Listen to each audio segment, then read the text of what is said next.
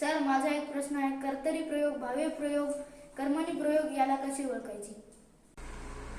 तर बघा विद्यार्थी मित्रांनो, आपल्या आर्यनचा प्रश्न आहे की वाक्यातील कर्तरी, कर्मणी आणि बाह्य प्रयोग कसा ओळखायचा. इथे आपण 3 वाक्य घेतली आहेत. राम आंबा खातो, रामने आंबा खाल्ला आणि रामने आंब्यास खाल्ले.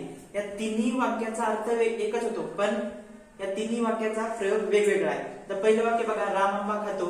इथे बघा, जर कर्त्याला प्रत्यय नसेल तर हा आपला प्रयोग होतो कर्तरी. तर दुसरं वाक्य बघा, रामने आंबा खाल्ला. जर कर्त्याला प्रत्यय लागला असेल तर हा आपला प्रयोग होतो कर्मणी. आणि तिसरं वाक्य बघा, रामने आंब्यास खाल्ले. जर कर्त्याला आणि कर्माला प्रत्यय लागला असेल तर हा आपला प्रयोग होतो भावे.